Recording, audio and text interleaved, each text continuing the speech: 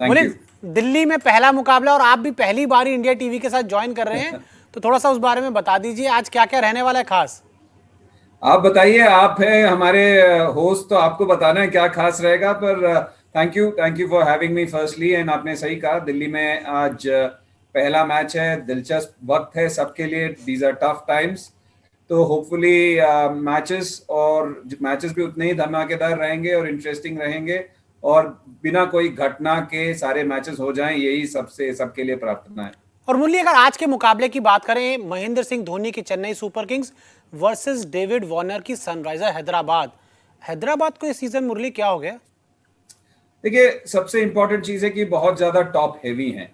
और क्या हो रहा है कि उनके जो बॉलर्स भी हैं, भुवनेश्वर कुमार और राशिद खान पे बहुत निर्भर हैं। जी। पहले जो 4 या 5 मैच वो चेन्नई में खेले, जो कभी भी हेल्प नहीं किया उनको, क्योंकि उनका ट्रैक रिकॉर्ड वहाँ अच्छा भी नहीं है।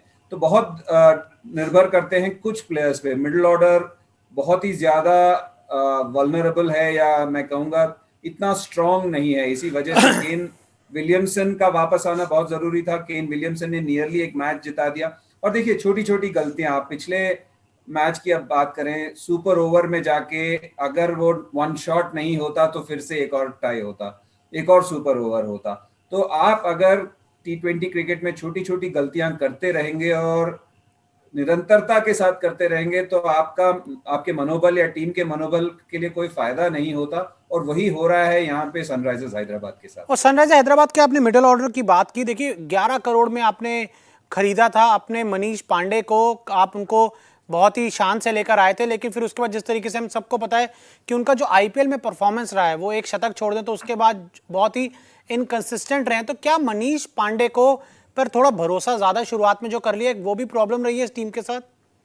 नहीं, मेरे हिसाब से ऐसा नहीं है। मुझे लगता है मनीष पांडे पे जो थोड़ा ज्यादा और कॉन्फिडेंस दिखाना जरूरी है।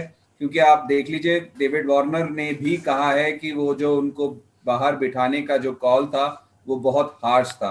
और बहुत सारे लोग जो कमेंटेटर्स हैं या जो पंडित हैं, वो सब हैरान रहेंगे कि आपने उनको ड्रॉप करके किसी और प्लेयर को चांस कैसे दिया।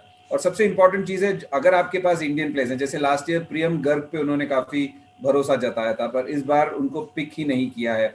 या अगर आप बात करें विजय शंकर, जो इंडिया के लिए नंबर 4 खेल रहे थे पर अभी वर्ल्ड कप में, और उनको आप और कॉन्फिडेंस नहीं देंगे। बहुत इंपॉर्टेंट है, अगर आपकी मिडिल ऑर्डर इंडियन है और अगर आप उनसे काम निकलवाना चाहते हैं, तो उन पे भरोसा जताना बहुत जरूरी है।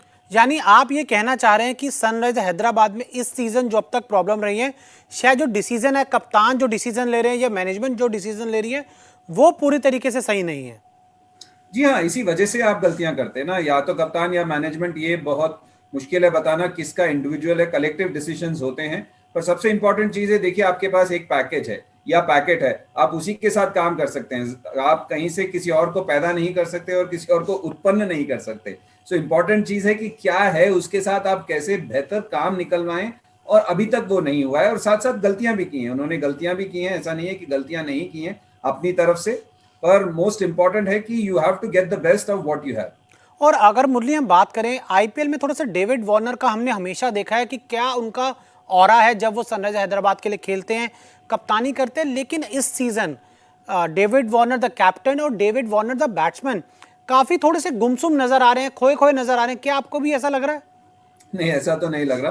पर हाँ, उनके जो आप ऑरा की बात करें, आई थिंक व्हाट इज एक अर्धशतक दूर है सबसे ज्यादा। अर्धशतक से 50 अर्धशतक, तो उनका औदा और ऑरा दोनों ही बहुत बड़ा है आईपीएल में। और सबसे इंपॉर्टेंट चीज है कि कभी कभी आप कहते हैं ना, you are as good as your team. एक क्रिकेट में एक बहुत पुरानी कहावत है। और कभी कभी जब आपकी टीम अच्छी नहीं करती, तो हर चीज, सारा दारोमदार आप पे आ जाता है। अगर आप देखें, बैटिंग में उन्होंने स्टार्ट्स मिले हैं उनको, रन बनाए हैं। जी हाँ, एक आध मैच में तो कोई भी फेल हो सकता है, और चेन्नई में आसान नहीं था जी। बल्लेबाजी करना।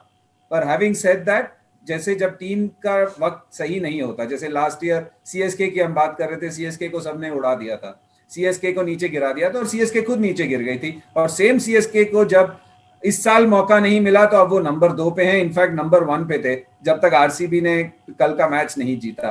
तो यहाँ पे फेरबदल होते हुए वक्त नहीं लगता। और सबसे इंपॉर्टेंट चीज है, जो मोमेंटम की बात करते हैं ना, कुछ हार एक स्पायरलिंग इफेक्ट सा हो जाता है, आप हारते चले जाते हैं, एक दो जीत से आप वापस जीत की कगार पे आ जाते हैं और उस जीत को ढूंढ रही है सनराइजर्स हैदराबाद। और एक